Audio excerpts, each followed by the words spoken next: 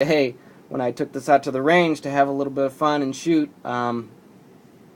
Kodiak firing range and training facility on the south side of South Bend, kind of near Chippewa Bowl. I'll do a review on that business later. I've been so happy with them. They got a really good business going down there. But anyway, that's for another review. But anyway, I was taking this down there and I was shooting it, and there was a guy in there that was taking his daughter. She must have been 13 or 14 years old, and he had her. It was obviously her first time firing a gun, and he had her starting out with a 45, like a 1911 45,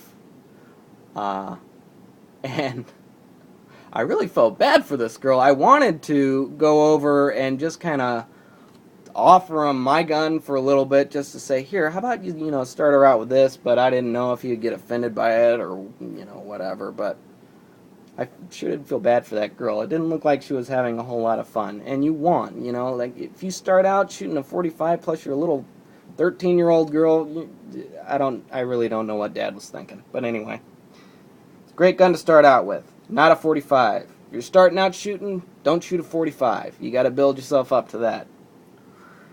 So, yeah, it would be good for your girlfriend or your wife to shoot if they've never been around guns, or anybody that's not been around guns. Yeah, it's still fun for dudes, too.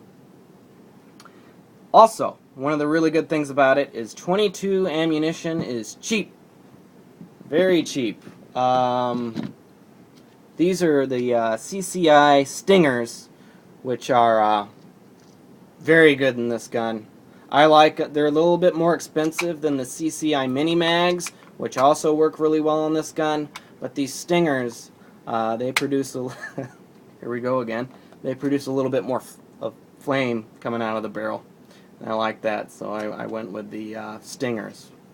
So either CCI or Stingers. I've heard that the P22 can be a little bit finicky when it comes to ammunition, and to use only CCIs, and that's all I've been using, so I really can't give you any advice on any other ammunition that you could use with it, but CCIs have been working just great with it. Let's see.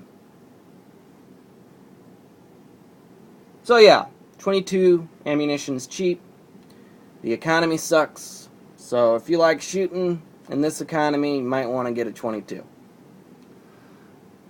And for the cons, let's see, the bad things about this weapon here.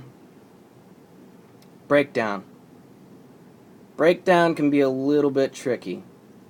The spring, well, it's kind of hard to describe, but the spring, you need an adapter when you're putting it back together to get it on there just right, and then it shoots this rod out here, and then you might lose it, and it's just not very smooth. But this isn't meant to be like a combat pistol or anything. It doesn't need to be taken down and put back together in a real hurry. I mean, it's just a 22.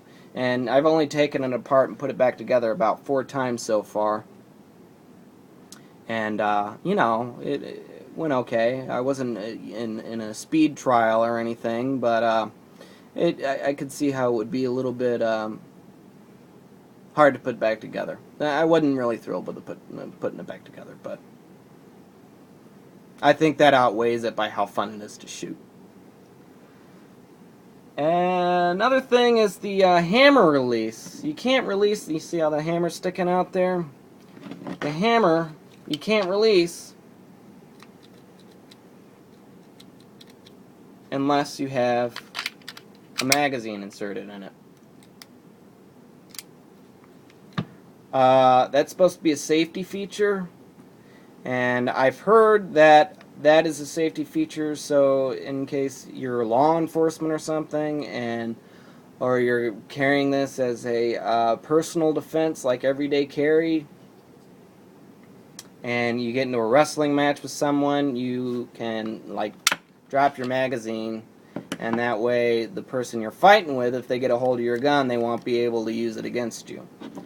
Which I thought was a pretty strange feature for this gun, considering it's a .22 long rifle and it wouldn't be good to use in a defensive role or an combat role or any type of role like this. This gun is made just to have fun with, and while you're having fun, it's also very important to be responsible too.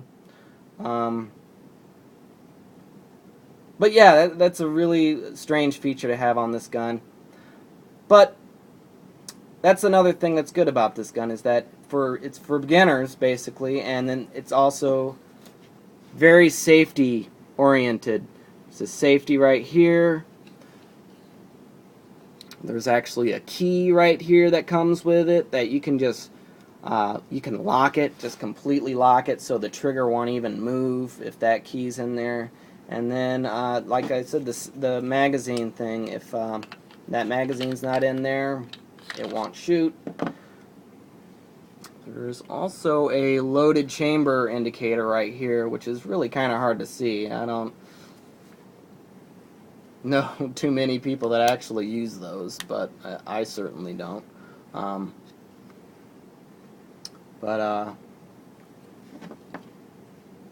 to remember if I'm forgetting anything.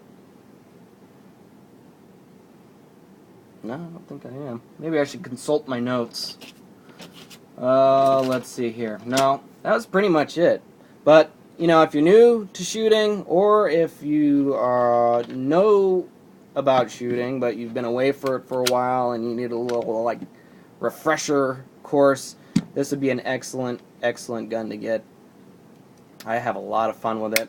There's some other guns that I have that I've been shooting that it seems like I can't hit anything with, but this one, then I take out this one, and I'm able to hit whatever I was shooting at, and then it makes me feel a whole lot better.